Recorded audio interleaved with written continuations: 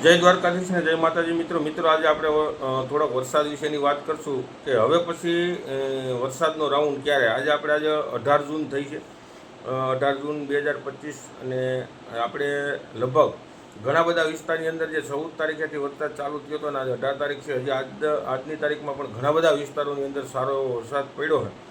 અને આમ જોઈએ તો આપણે ગુજરાતની અંદર જે આપણે ભાવનગર અને અમરેલી વિસ્તાર છે એની અંદર અતિવૃષ્ટિ જેવો વરસાદ મિત્રો થઈ ગયો, કારણ કે 10 ઇંચ માટે 15 ઇંચ, 13 ઇંચ, 17 ઇંચ વરસાદ થયો.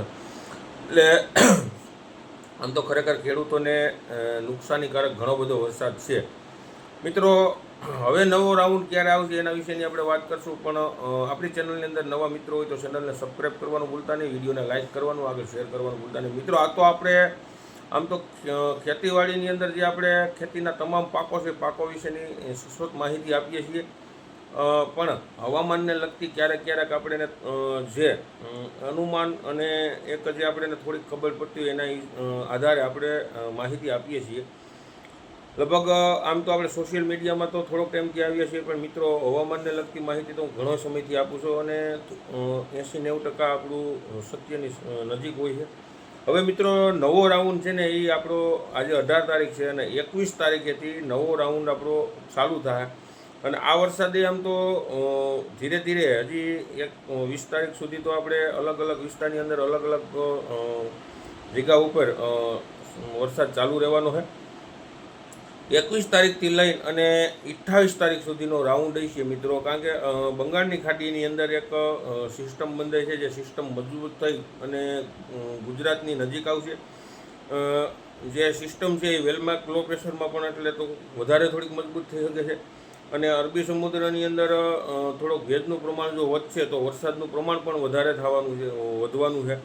એટલે એ આગળના દિવસોમાં હજી આપણે નક્કી કરી શકીએ કે કેવો વરસાદ થાય, પણ અત્યારે એવું લાગે છે કે 21થી 28 જૂન સુધી વરસાદનો રાઉન્ડ આવી શકે છે. જે વિસ્તાર હજી વરસાદમાં બાકી છે, જેને થોડો વરસાદ થયો છે, એ વિસ્તારની અંદર સારામાં સારો વરસાદ થઈ જાય, કારણ કે આ સિસ્ટમ અનુમાન પ્રમાણે લગભગ ગુજરાત આખું લઈ લે છે.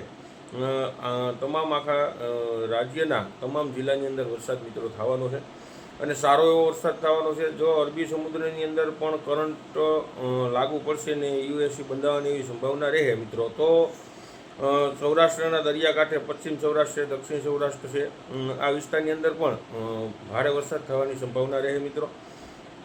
એટલે આમ તો 21થી 25 મુખ્ય રાઉન્ડ 25-26 તારીખ સુધીનો રહે. વિચારે હજી આપણે પરફેક્ટ તારીખ તો ન દઈ શકીએ, પણ આ રાઉન્ડ આવે છે એ 100% ફાઇનલ છે મિત્રો.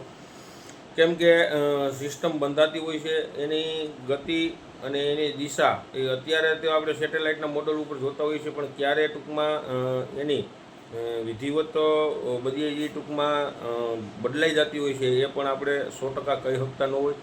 કેમ કે આપણે એક અનુમાન કરતા હોય, બાકી બધી કુદરતના હાથમાં છે. કારણ કે આપણે 2 મહિના પહેલાં ઘણા બધા કહેતા હતા કે મોડો વરસાદ થાય, એને બદલે વરસાદ આપણે વહેલો થઈ ગયો, સારામાં સારો વરસાદ થયો છે, અને હજી પણ સારા એવા વરસાદનો રાઉન્ડ આવી શકે છે.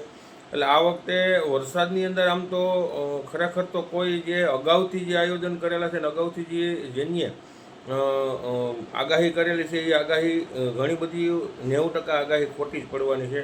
કેમ કે કુદરતને કોઈ ભૂગવાનું નથી, પણ આપણે જે અત્યારે ટૂંક સમયનું અનુમાન છે એ અનુમાન આપણે મિત્રો કરી શકીએ છીએ.